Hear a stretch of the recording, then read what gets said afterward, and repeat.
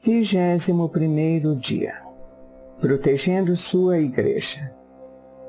Vocês foram unidos na paz por meio do Espírito. Portanto, façam todo o esforço para continuar desta maneira. Efésios capítulo 4, versículo 3. Acima de tudo, deixem que o amor dirija a vida de vocês, porque assim toda a igreja permanecerá unida em perfeita harmonia. Colossenses capítulo 3, versículo 14. É sua função proteger a unidade de sua igreja. A unidade da igreja é tão importante que o Novo Testamento dá mais importância a isso do que ao céu ou ao inferno. Deus deseja profundamente que experimentemos unidade e harmonia uns com os outros. A unidade é a alma da comunhão. Destrua-a e estará rasgando o coração do corpo de Cristo. É a essência, o âmago de como Deus pretende que experimentemos a vida conjunta na igreja. Nosso modelo supremo de unidade é a Trindade. O Pai, o Filho e o Espírito Santo são totalmente unidos em um. O próprio Deus é o maior de todos os exemplos de amor sacrificial, altruísmo e harmonia perfeita. Assim como qualquer pai, nosso Pai Celestial tem prazer em ver os filhos em harmonia uns com os outros. Em seus últimos momentos, antes de ser preso, Jesus orou apaixonadamente pela nossa unidade. Evangelho de São João, capítulo 17, versículos 20 e 23. Era a nossa união que estava em primeiro lugar em sua mente naquelas horas agonizantes. Isso mostra a importância do assunto. Nada na terra é mais valioso para Deus que sua igreja. Ele pagou o mais alto preço por ela e a quer protegida, especialmente dos danos devastadores causados pelas divisões, conflitos e discordâncias. Se você é parte da família de Deus, é sua responsabilidade preservar a unidade no local em que você congrega. Você foi encarregado por Jesus de fazer todo o possível para preservar a unidade, proteger a comunhão e promover a harmonia na sua igreja e entre todos os crentes. A Bíblia diz: façam todo o esforço para conservar a unidade do Espírito pelo vínculo da paz. Efésios capítulo 4, versículo 3. Como podemos fazer isso? A Bíblia nos dá orientações práticas. Concentre-se no que temos em comum, não em nossas diferenças. Paulo nos diz: portanto, concentremo-nos nas coisas que contribuem para a harmonia e no crescimento de nossa comunhão conjunta. Romanos capítulo 14, versículo 19. Como crentes, partilhamos um Senhor, um corpo, um propósito, um Pai, um Espírito, uma esperança, uma fé, um batismo e um amor. Romanos, capítulo 10, versículo 12, capítulo 12, versículos 4 e 5, Coríntios, capítulo 1, versículo 10, capítulo 8, versículo 6, capítulo 12, versículo 13. Efésios, capítulo 4, versículo 4, capítulo 5, versículo 5. Filipenses capítulo 2, versículo 2. Partilhamos a mesma salvação, a mesma vida e o mesmo futuro. Fatores muito mais importantes do que as diferenças que poderíamos enumerar. É nesses temas, e não em nossas diferenças pessoais, que devemos nos concentrar. Devemos nos lembrar que foi Deus que escolheu nos dar diferentes personalidades, formações, raças e preferências. Logo, deveríamos apreciar essas diferenças e não simplesmente tolerá-las. Deus quer unidade, não uniformidade. Mas, para o bem da unidade, não devemos deixar que nossas diferenças nos dividam jamais. Precisamos nos manter concentrados no que mais importa. Aprender a amar uns aos outros como Cristo nos amou e cumprir os 5 propósitos de Deus para cada um de nós e sua igreja.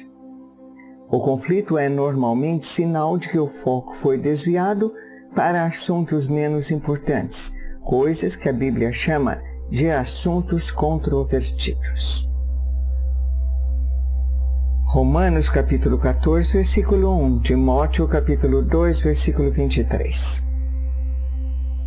Quando nos concentramos em personalidades, preferências, interpretações, estilos ou métodos, a divisão sempre acontece. Mas, se nos concentramos em amar uns aos outros e em cumprir os propósitos de Deus, chegamos à harmonia. Paulo implorou por isso. Irmãos, em nome de nosso Senhor Jesus Cristo, suplico a todos vocês que concordem uns com os outros no que falam, para que não haja divisões entre vocês. Antes, que todos estejam unidos num só pensamento e num só parecer. Coríntios capítulo 1, versículo 10. Seja realista em suas expectativas. Uma vez que você tenha descoberto como Deus quer que seja a verdadeira comunhão, é fácil ficar desanimado pela disparidade entre o ideal e o real em sua igreja. Você deve amar apaixonadamente a igreja a despeito de suas imperfeições. Ansiar pelo ideal enquanto critica o real é sinal de imaturidade. Em contrapartida, conformar-se com o real sem lutar pelo ideal é passividade. Maturidade é conviver com essa tensão. Outros crentes irão decepcioná-lo e desiludi-lo, mas isso não é desculpa para deixar de congregar com eles. Eles são a sua família, mesmo quando não agem desse jeito, e você não pode simplesmente abandoná-los. Em vez disso, Deus nos disse: sejam pacientes uns com os outros, fazendo concessões às faltas dos outros por causa do amor que há em vocês. Efésios, capítulo 4, versículo 2. As pessoas ficam desiludidas com a igreja por muitas razões compreensíveis. A lista poderia ser bastante longa. Conflitos, mágoas, hipocrisia, negligência, mesquinharias, legalismo e outros pecados. Em vez de ficarmos abalados e surpresos, devemos lembrar que a igreja é feita de pecadores de verdade, inclusive nós mesmos.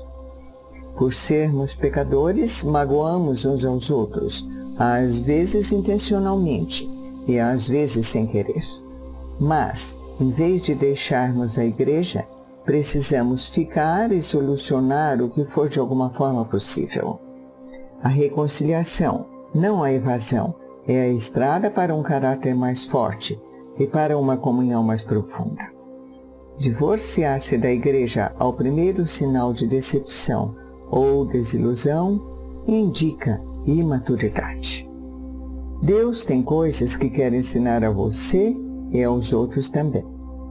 Além do mais, não há nenhuma igreja perfeita para onde escapar. Toda igreja tem seu próprio conjunto de fraquezas e problemas, e você logo ficará novamente desapontado. Groucho Marx era famoso por dizer que não gostaria de pertencer a um clube que o aceitasse como sócio. Se uma igreja deve ser perfeita para satisfazê-lo, essa mesma perfeição irá excluí-lo dentre seus membros, porque você não é perfeito.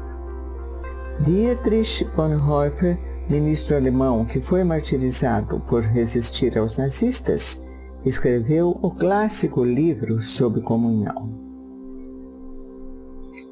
Life Together, a vida em conjunto. Nele, ele dá a entender que a desilusão com a igreja local é algo bom, porque destrói nossas falsas expectativas de perfeição. Quanto mais rápido renunciarmos à ilusão de que uma igreja deve ser perfeita para que a amemos, mais rápido deixaremos de fingir e admitiremos que somos todos imperfeitos e precisamos de graça. Esse é o início da verdadeira comunidade. Toda a igreja deveria afixar uma placa: pessoas perfeitas não precisam entrar. Este é um lugar somente para os que admitem ser pecadores, precisam de graça e querem crescer. Bonhoeffer disse: aquele que ama seu sonho de uma comunidade mais do que a comunidade cristã em si, torna-se um destruidor desta.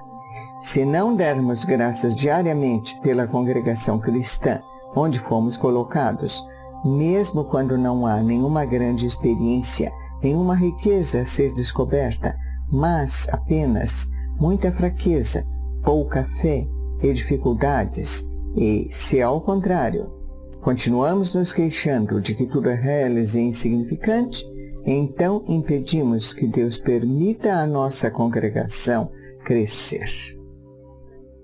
New York, HarperCollins, 1954. Prefira incentivar a criticar.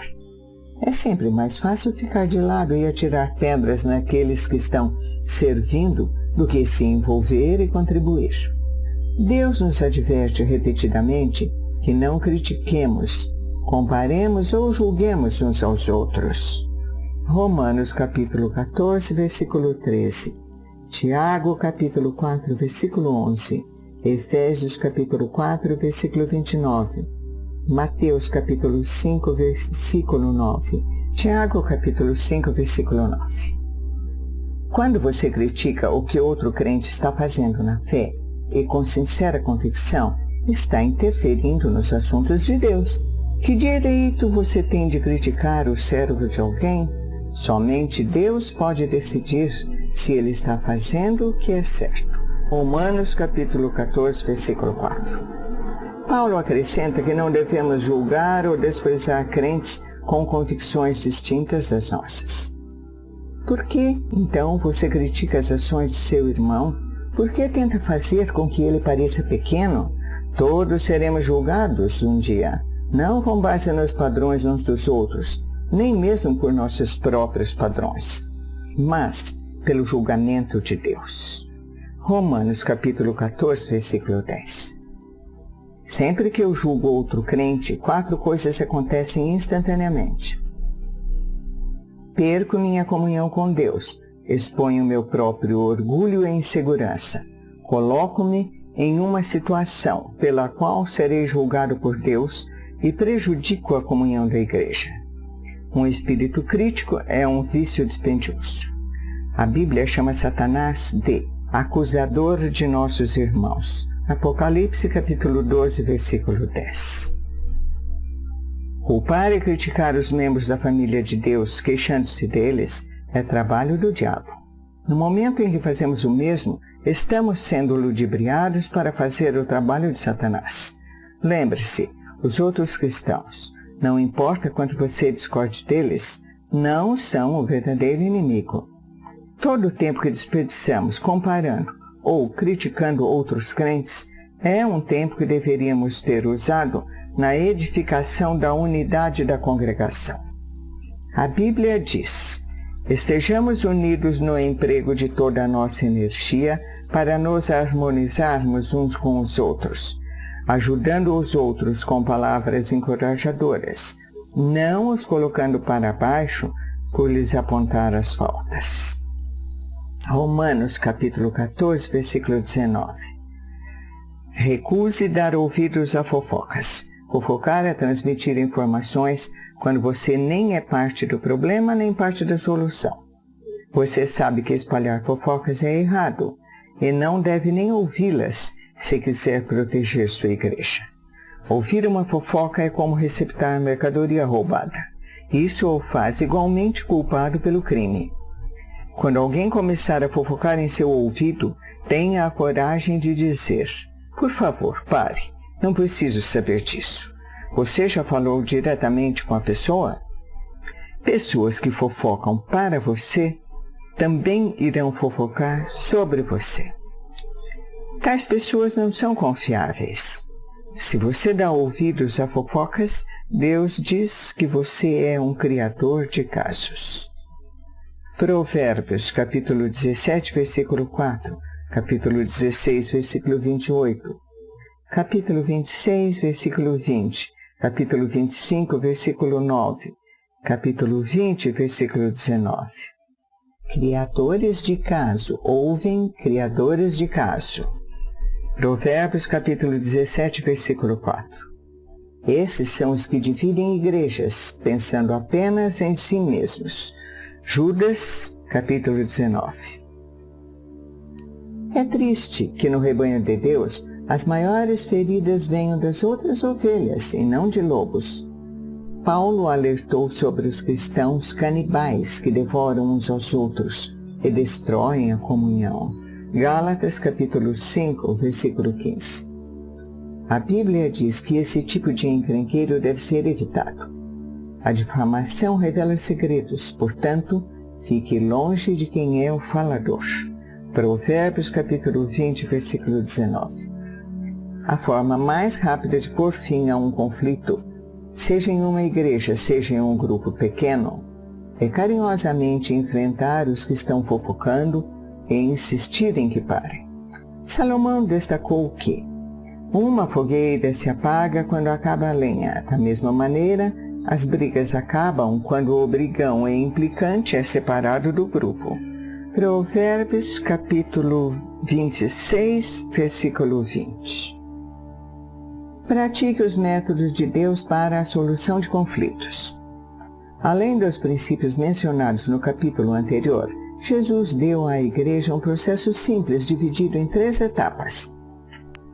Se o seu irmão pecar contra você, vá, é a sós com ele, mostre-lhe o erro.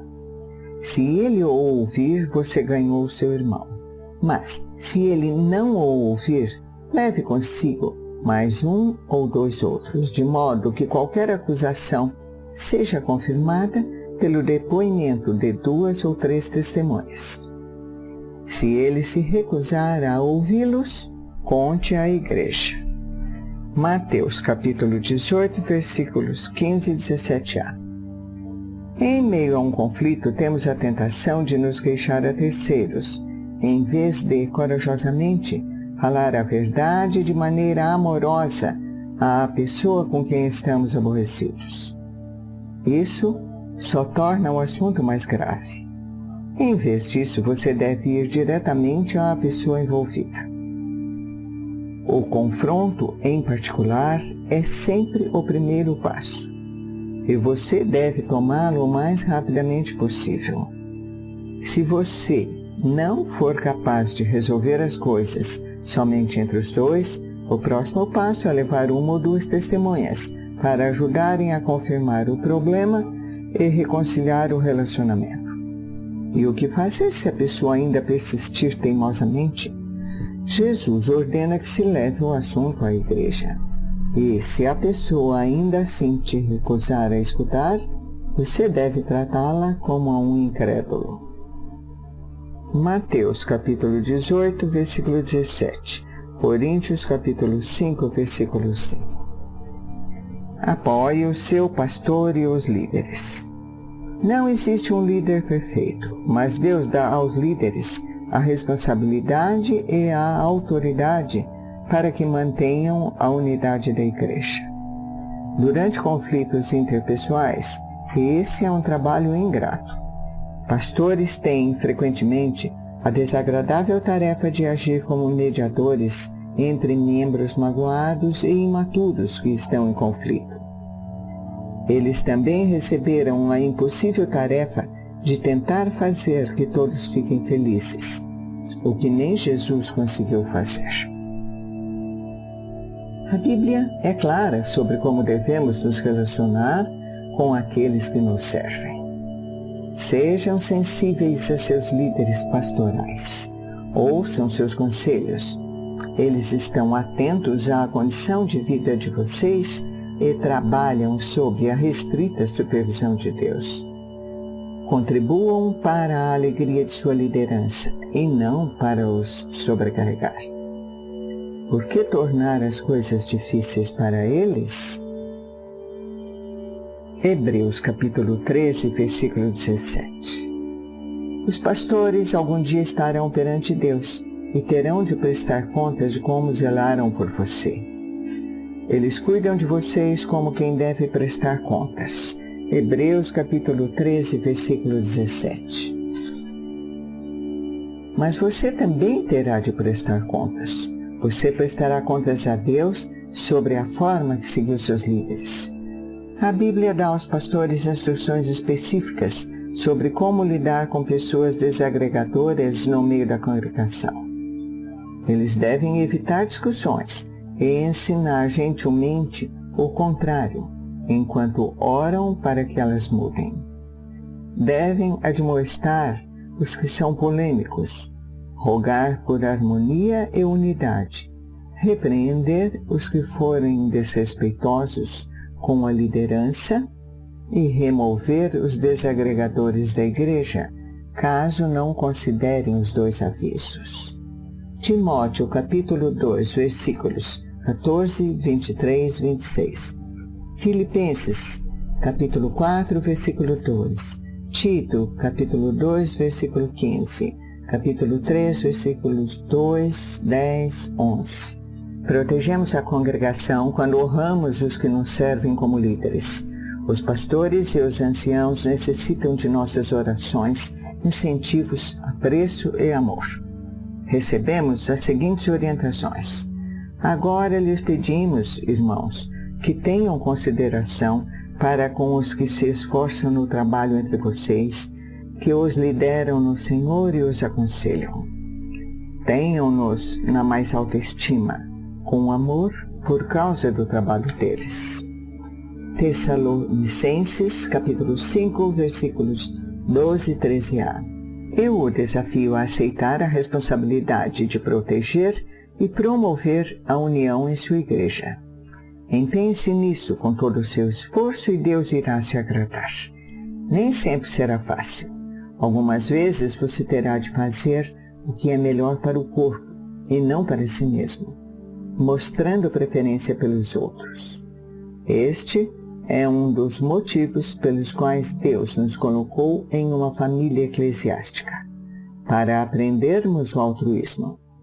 Em comunidade, aprendemos a dizer nós em vez de eu e nosso em vez de meu. Deus diz: não pensem só em seu próprio bem. Pensem nos outros cristãos e no que é melhor para eles. Coríntios capítulo 10, versículo 24. Deus abençoa Igrejas Unidas. Na igreja de Saddleback, cada membro assina um pacto que inclui uma promessa de proteger nossa unidade. Consequentemente, a igreja jamais teve um conflito que dividisse a congregação. Tão importante quanto isso é o fato de todos quererem fazer parte dela, uma vez que se trata de uma comunidade unida e amorosa. Nos últimos 7 anos, a igreja batizou mais de 9.100 novos convertidos. Quando Deus tem um punhado de novos cristãos que quer libertar, Ele busca como incubadora a igreja mais carinhosa que puder encontrar. O que você está fazendo no plano pessoal para tornar sua igreja local mais aconchegante e amorosa? Existem muitas pessoas em sua comunidade que estão procurando amor e um lugar ao qual pertencer. A verdade é que todo mundo precisa e quer ser amado. E quando as pessoas acham uma igreja onde os membros verdadeiramente amam e se importam uns com os outros, elas vão dar um jeito de entrar, ainda que as portas estejam trancadas. 21º dia, pensando sobre meu propósito. Um tema para reflexão. Tenho a responsabilidade de proteger a unidade de minha igreja. Um versículo para memorizar. Portanto, concentremo-nos nas coisas que contribuem para a harmonia e no crescimento de nossa comunhão conjunta. Romanos capítulo 14, versículo 19. Uma pergunta para meditar. O que estou fazendo pessoalmente para proteger a unidade em minha família eclesiástica neste exato momento?